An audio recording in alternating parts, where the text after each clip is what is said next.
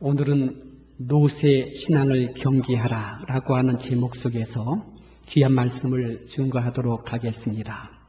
여러분, 오늘 본문 28절에 보게 되면 노세 때와 같다라는 말씀이 있습니다. 그리고 사람들이 먹고 마시고 사고 팔고 심고 집을 짓더니라는 이 말씀이 있습니다. 여러분, 사람들이 먹고 마신다는 것은 향연을 얘기합니다. 향락을 얘기합니다. 연락하고 놀고 먹고 탐닉하는 걸 얘기합니다. 그리고 여러분, 여기에 사고 팔고 한다는 것은 경제적인 문제가 굉장히 이렇게 크게 극대화된다는 것입니다. 누가복음 21장 34절에는 너희는 스스로 조심하라. 그렇지 않으면 방탕함과 술 취함과 생활의 염려로 마음이 둔하여지고 뜻밖의 그날이 덕과 같이 너에게 임하게 될 것이라는 말씀이 있습니다. 여러분, 방탕함과 술 취함은 향락입니다. 생활의 염려는 경제적인 문제로 발목 잡힌 것을 얘기하는 것입니다. 마음이 둔하여진다는 거예요. 그리고 뜻밖의 그날이 덕과 같이 너에게 임할 수가 있다라고 말하고 있는 것입니다. 생활의 염려로 마음이 쫓기고 방탕과 술 취함으로 마음이 둔해질 수 있다라는 말씀을 주고 있습니다. 그리고 여러분, 심고 집을 짓더니라는 것은 부의 축적을 이야기하는 것입니다. 끝없는 탐욕과 욕심으로 재산을 만족하지 않는 거예요. 계속 확대시키는 거예요. 이제 무리가 되는 거죠. 탈세가 되는 거죠. 부정이 되는 것이죠. 이런 흐름을 계속 나가는 것을 심고 집을 짓더니라는 이 말씀을 하고 있는 것입니다. 그러더니 29절의 날, 누가복음 29절의 날이 오는 것입니다. 롯이 소돔성에 나가던 날에 하늘에서 불과 유황이 비오듯 하여 저희를 멸하였다라는 이 말씀을 주고 있습니다. 그 어느 날입니다. 미래의 그 어느 날, 누가복음 17장 29절의 날이 임한다는 것을 성경은, 예수님은 우리 가운데 말하시는 것이에요. 이것이 바로 종말 시대에 사는 우리들에게 대한 예수님께서 말하는 것입니다. 그러면서 인자가 올 때, 인자가 오는 날에도 이와 같아질 것이다 라고 말씀하시면서 권면하시기를 첫째 31절의 말씀이 있습니다. 그날에 만일 사람이 지붕 위에 있고 그 세간이 집안에 있으면 그것을 가지러 내려오지 말 것이요, 밭에 있는 자도 이와 같이 뒤로 돌이키지 말 것이다. 이 말은 여러분, 너무 거기에 집착하지 말라는 거예요. 너무 거기에 마음을 쏟지 말라는 거예요. 자꾸 거기에 미련을 두지 말라는 거예요. 그리고 두 번째는요, 예수님 말하기를 잘못하면 당한다. 잘못하면 당한다는 것을 얘기하는 거예요. 그 말이 바로 32절의 말씀, 노세처를 생각하라. 노세처를 생각하라. 노세처가 하나의 모형이다. 샘플이다. 이 말씀을 주고 있는 것입니다. 그가 뒤를 돌아보고 아쉬워하다가 소금기둥이 되었다는 것, 창세기 19장 26절의 말씀입니다. 여러분, 노세처가 단순하게 그냥 뒤를 돌아본 것이 아닙니다.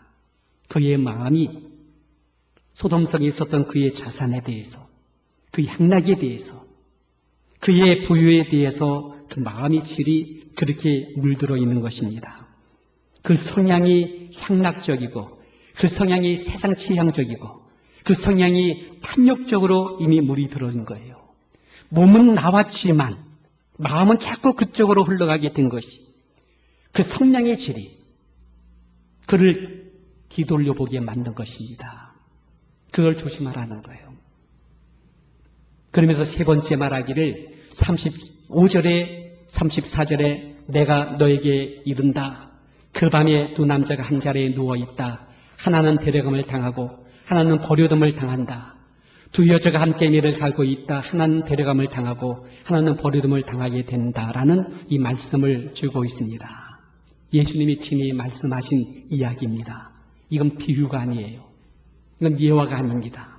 그날이라는 미래의 역사의 포인트를 분명히 얘기하시면서 그날 그 미래에 이런 현상이 일어날 것이다. 말씀을 주고 있는 것입니다. 여러분, 이것도 저는 성향이라고 해요. 이것도 질적인 성향이에요. 지남철이 철의 성도를 끌어당기는 것 같이 그 질의 성향이, 그 사람의 질의 성향이 하나님의 사람의 질은 그렇게 끌림받아 올라가는 그날이 될 것이라는 거예요. 지금 경건의 모양을 얼마든지 갖출 수가 있어요. 주일날 한번 예배 와서 얼마나 주는 예배 드림으로써 성도의 모습을 보여줄 수가 있어요. 그런데 여러분의 성향과 여러분의 질, 여러분의 인격의 성향이 어떻습니까? 그 생명 흐름을 따라 내 속에 예수 그리스도의 형상이 있습니까? 예수의 생명이 여러분 안에 내재하고 있습니까? 범세 예수의 장성한 분량으로 지금 성장하고 있습니까? 종교가 아니죠. 그저 와서 한번 행사하는 그런 모습이 되는 게 아니죠. 삶이죠. 인품이죠. 체질이죠. 내 삶의 전 영역으로 그 체질이 변하여 가는 이런 모습의 우리의 모습. 일생을 그렇게 사는 것, 지금 그렇게 사는 것, 그런 삶을 가지고 범사에 항상 그렇게 살아가는 것. 이런 영적인 체질, 그런 영성이 갖고 있는 이런 삶의 질, 그런 삶을 지금 살고 있느냐. 이 말씀을 하고 있는 것입니다. 여러분, 현재 우리 시대는 노아 시대와 거의 맞물려 있어. 지금 롯의 시대와 별 차별이 없어. 노아 시대 시집가고 장가갔다는 영적인 문란함이 거기 있었어요. 사고팔고 집을 짓고 다들 경제적으로 그리고 부유로 축적하기 위해서 그렇게 하고 있습니다. 근데 그렇게 하면 서서히 세속화돼요. 육체화돼요. 경건의 모양만 갖추고 있지 그 내면의 영성은 말라 들어가고 있어. 롯의 시대도 똑같이 시집가고 장가고 사고 팔고 심고 집을 짓고, 근데 이상하게 사람들이 자꾸 모두가 육체가 되어지고 있습니다. 노아 시대 대부분 사람들이 타락했어요. 롯 시대에 대부분 사람들이 타락해 갔어요. 노아는 8식구만이 구원의 판일에 끼우게 만들었고, 롯은 자신만 겨우 구원받는 모습이 되었습니다. 그것도 자신의 믿음이 아니라 삼촌 아브라함의 믿음과 중보 기도를 통해서 하나님이 들으시고 롯을 권면하심으로 말미암아 이끌어 주었던 것입니다. 여러분, 왜 이런 말씀을 지금 제가 할까요? 지난번에 제가 이런 설교를 하니까는 저희 아들이 하는 말이 맨날 왜 그런 얘기만 하네요. 좀 재밌는 얘기 좀 하래. 웃으면서 얘기하래. 자꾸 생활 얘기를 해요. 해야죠. 좀 얘기해야죠. 근데 여러분, 이런 말씀을 자꾸 할 수밖에 없는 이유는요, 우리의 자녀를 세를 보니까 조짐이 이상해. 오늘 우리 사회의 성향 보니까 자꾸 흘러가는 것이 자꾸 조짐이 안 좋아. 우리 목사님들의 목회의 성향도 이상해. 우리 교회들마다 많은 이런 문제들이 가득 꼬여 있어. 너무 많은 성도들이 시험에 들어버리고요. 이런 모습을 보면서 롯의 신앙이다. 롯의 신앙이다. 롯의 신앙을 경계해야 될 때가 지금이다. 많이 강조할 때가 되었구나. 롯의 신앙 경계해야 됩니다. 엄밀히 말해서 부끄러운 구원, 겨우 구원의 자리에 참여했던 자의 모형이 바로 롯이기 때문에 이런 신앙을 경계해야 된다라는 이 말씀을 드리는 것입니다. 그럼 여러분, 롯의 신앙 어떤 부분을 경계해야 될까요? 첫째는요, 롯은요 따라다니는 신앙이었다. 따라다니는 신앙이었다. 이건 백발백중입니다. 따라다니는 신앙으로 끝나게 되었다. 롯은 신앙 좋은 삼촌 아브라함의 조카입니다. 롯의 아버지 일찍 돌아갔어요. 삼촌이 그를 갖다가 키웠어요.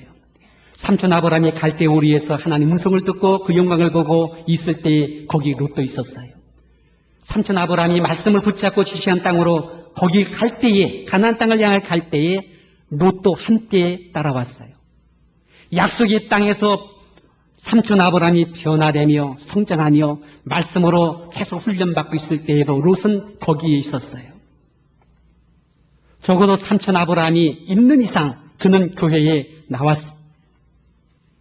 성도의 자리에 함께 와서 예배 드렸어요. 성도와 함께 식사하는 자리에 아브라함이 있으면 함께 따라와서 함께 먹었어. 아브라함이 봉사고 섬길 때에 거기에 롯도 함께 와서 따라다녔어요. 그러나 여러분, 롯은 따라다니고 있었을 뿐 그 이상도 그 이하도 아니었다. 말씀을 드릴 수가 있습니다. 여러분, 따라다니다가 예수의 생명을 받아야죠. 말씀을 듣는 귀가 열려야죠. 내 안에 그리스도의 형상이 날마다 변화되어 드러나오는 이 모습을 수용해야죠. 그리고 언젠가는 스스로 신앙을 고백하고 언젠가 삼촌 아브라함이 없이도 스스로 다닐 수 있는 데까지 가야죠. 우리 사랑하는 자녀들이요. 부모 밑에서 지금 따라옵니다. 그러다 얘 부모를 떠나게 돼요. 대학을 가게 되고 시집가고 장가를 가게 돼요. 근데 여러분, 부모 떠나니까는 이제는 여러분 그만입니까? 대학을 가게 되면 스스로 교회를 나가야지요. 그 지역교회에 속해가지고 봉사하고 충성 사람으로 나타나야죠. 거기서 사명을 가지고 하나님의 사람으로 준비돼야지요.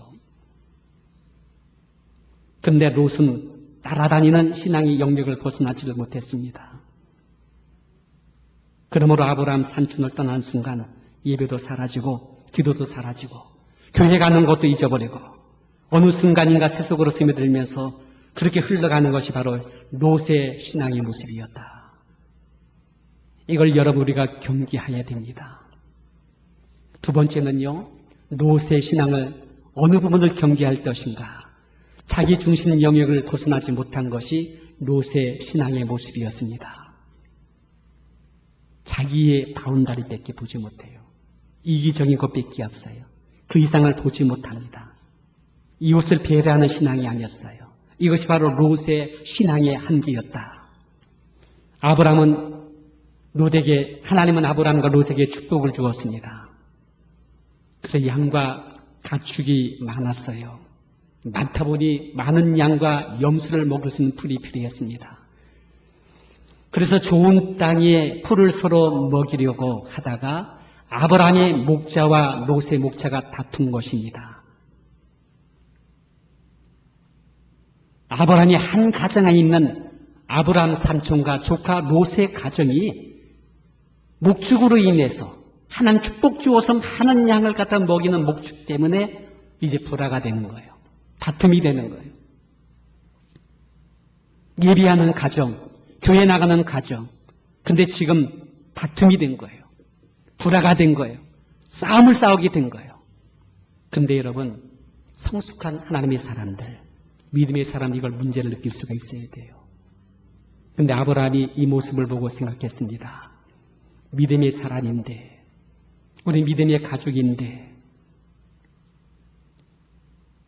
하나님께 영광이 되나 아니면 하나님께 욕이 되나 생각했습니다. 이거 하나님께 영광이 안 되지. 하나님께 욕 돌리는 것이지. 이웃을 생각하니 이웃에게 덕이 되나 아니면 이웃 사람들에게 지탄받을 것인가 생각해 보니까는 이건 이웃 사람들에게 덕도 안 되고 지탄받을 짓이에요. 그래서 아브라함이 안 되겠다 생각합니다. 그 조카를 불러놓은 거예요. 그리고 나서 하는 말이 여기 푸른 풀밭이 있는데 내가 우하면은 내가 좌하겠다. 내가 좌하면은 내가 우하겠다. 이게 뭡니까? 양보하는 거예요. 덕을 깨치는 거예요. 배려해 주는 거예요. 이것이 아브라함의 신앙의 모습이었습니다. 이것이 바로 아브라함이 성도의 인품을 갖추고 가고 있는 모습이었습니다. 그건 뚜렷하게 영적인 성장과 변화가 일어나고 있는 이 모습을 볼 수가 있었습니다. 그런데 여러분, 롯은 어땠습니까? 이때를 기다렸다는 듯이 손을 들어 좌우를 살피더니 주판알, 여러분 우리 세대는 어린 세대는 모를 거예요. 주판알을 튕깁니다. 계산기를 두드립니다. 그리고 컴퓨터로다가 여러분 땅의 시세를 갖다가 점검해 봅니다. 그리고 난 다음에 자신의 이권과 유익이 무엇인지를 따져봅니다. 그리고 애굽 땅 갖고 에덴 같은 좋은 물과 땅이 있는 데를 보더니 저거예요 삼촌 하더니 그걸 챙깁니다. 양보하고 덕스러운 모습이 없어. 이해를 갖추는 모습이 없어요. 윗사람으로서 아랫사람인 조카 롯을 배려해 주고 있는 아브라함 앞에서 냉정하게 롯은 자기 걸 챙기고서는 그대로 떠나가던 이 모습을 볼 수가 있습니다. 여러분, 이게 바로 롯의 신앙의 모습이다.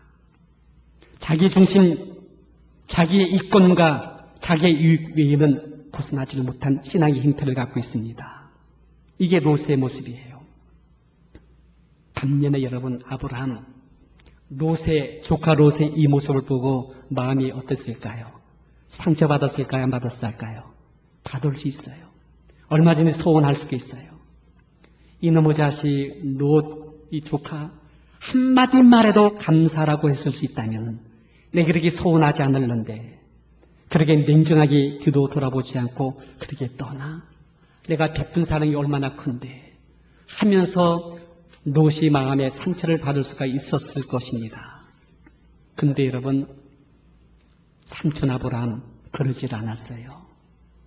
그렇게 양보하고 배려하고 도와주고 섬겨줬는데 시험 들지 않아, 상처받지 않아.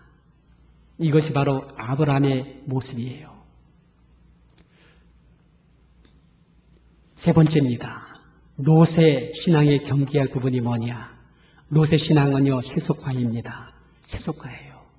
롯이요, 소돔으로 갈 때에 사명 갖고 가야 했어요. 복음을 전할 마음을 갖고 가야 했어요. 사랑하고 섬김으로 그들에게 대한 구령의 열정을 갖고 갔어야 됐어요. 그런데 여러분, 롯은요, 그들의 삶을 그렇게 부러워했답니다. 그들같이 잘 살아보고 싶은 마음이 마음속에 가득 있었어요. 좋은 집을 갖고 싶었어요. 넓은 뜰을 갖고 싶었어요. 좋은 장식과 좋은 옷가지를 갖고 싶었어요. 그게 그렇게 부러웠는가 봐요. 그래서 그들같이 잘 살아보고 싶었어요. 그런 마음이 있었기 때문에 글로 갔지요. 그러다 보니 장막생활 걷어쳤어요. 여러분, 장막이 뭡니까? 본향을 향하여 가는 순례의 삶의 모형이에요. 장막생활 걷어치웠어요. 제단 쌓는 삶 자꾸 휴지부지하기 시작했어요. 가정예비도 사라지고 있어요. 말씀도 기도도 사라지고 있어요. 주일날 교회 오는 것도 조금씩 빼먹기 시작을 했어요. 성도의 삶 너무나 피곤해, 참으로 너무나 불편해, 점점 옅어지기 시작했어요. 그와 반면에 소돔성의 사람들의 삶의 스타일, 소돔성의 삶의 질의 스타일이 점점 물들어온 것입니다. 땅을 사고 집을 짓고 사고 팔고 연락하고 사치하고 향락하며 그 성 안에 있는 음란한 분위기가 스스로 모르게 물들어온 이 모습을 볼 수가 있습니다. 여러분, 왜 우리가 소돔, 롯의 신앙을 경계해야 되는가? 왜 경계해야 되는가? 지금은 아니에요. 그러나 조금만 더 지나게 되면 어떻게 됩니까? 몇 가지예요. 첫째는 그의 재산입니다. 소돔성이 유황과 불로 심판받을 때에 그의 모든 소유된 땅과 집과 재산은 함께 불타버리고 말았습니다. 그의 가족입니다. 그의 딸은 음란했어요. 부끄러울 줄 몰랐습니다. 피진한 산에서 아버지에게 술을 먹인 후에 거탈을 합니다. 그리고 임신합니다. 부끄러운 민족의 조상으로 드러나게 됩니다. 그의 아내입니다. 그의 성향이 소돔성이 있었기에 그가 피신하여 그 성을 떠나 나오다가는 뒤를 돌아보다가 소금 기둥이 되어지게 됩니다. 이걸 보고 예수님께서는 롯의 처를 갖다가 생각하라, 기억하라 말씀했습니다. 그의 딸의 사위들이죠. 아니, 그의 딸의 사위가 아니죠. 롯의 사위죠. 그의 딸의 남편들은 롯이 그날 밤에 진지하게 말했어요. 빨리 여기를 떠나자. 근데 그 사위들은 농담으로 여겼더라. 농담으로 여겼대. 결국 그렇게 하다 하나님 심판 아래에 들어간 것입니다. 롯 자신은 어떻습니까? 부끄러운 구원의 모형이 되고 만 것입니다. 그의 자신의 믿음이 아니에요. 아브라함 삼촌의 중보의 기도로 인하여 하나님의 권면하심으로 겨우 피하여 도망 나온 사람의 모습이었다라고 말씀을 드릴 수가 있습니다. 이제 말씀을 마치겠습니다.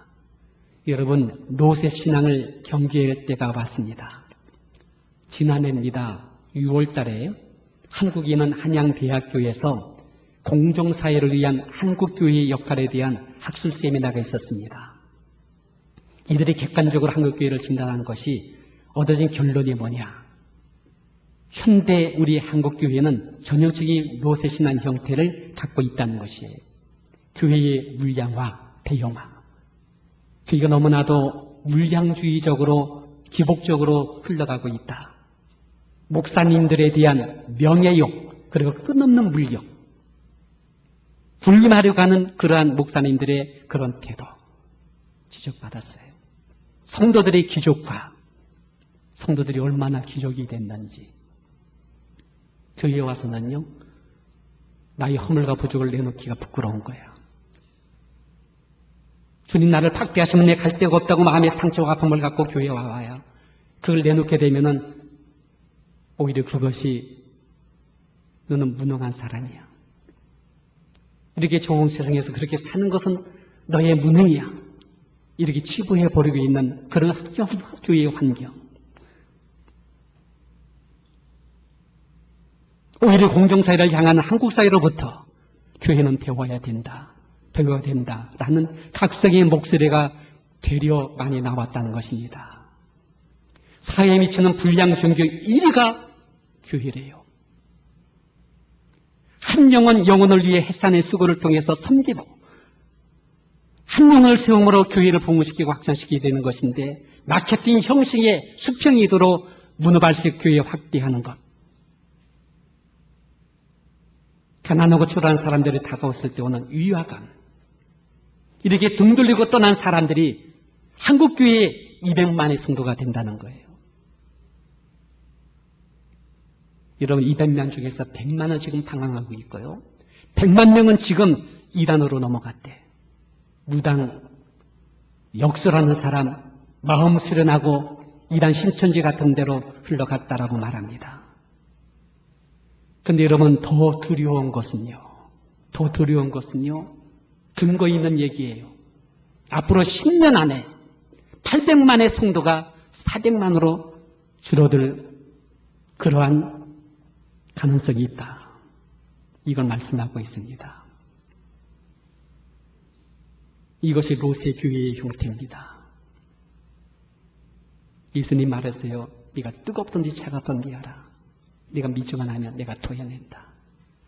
아무런 쓸모없는 맛이른 소금의 모습밖에 될 수 없던 것이 이것이 이런 로세 교회의 모습이다. 저는 우리 교회가 이런 로세 교회를 탈피하게 되기를 진심으로 바라고 있습니다. 여러분 한 분 한 분이 하나님의 사랑으로 거기 있게 되시기를 바랍니다. 바로 그런 사람이 모형이 누굽니까? 아브라함입니다. 아브라함 그곳에 여진의 장막생활을 합니다. 여진의 돌단 쌓고 제단 쌓고 예비하며 약속의 말씀을 붙잡고 살고 있었습니다. 상처받을 만한 충분한 사건인데 상처 그딴 거 나는 없어. 실망하랍니다. 그리고 여전히 충성을 다하고 봉사를 다합니다. 오히려 조카 롯을 위해서 중보 기도하면서 밤마다 새벽마다 눈물로 기도합니다. 나그네를 섬길 줄 알고요. 대접을 합니다. 땅이 아니라 하늘을 바라보며 주 오실 그날을 사모하며 더 좋은 본향을 사모하면서 이 땅에서 그의 자녀들과 함께 기거하였다라고 성경은 말씀하고 있습니다. 때를 얻든지 못 얻든지 전도의 삶을 살고 제사장 사역의 그 사명을 감당하며 하나님 교회에 소속되어서 충성을 다하는 하나님의 사랑의 모습으로 보여준 것이 바로 아브라함의 교회의 모습이었다라고 말씀을 드릴 수가 있습니다. 여러분 아브라함의 신앙의 흐름을 따라서 흔들지 말고 경고하여 주의 일에 더욱 힘쓰는 우리 성도님 되시기를 주님 이름으로 축원드립니다.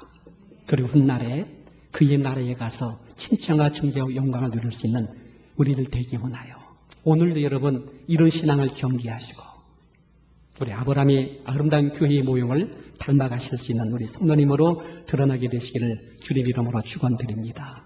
기도하겠습니다.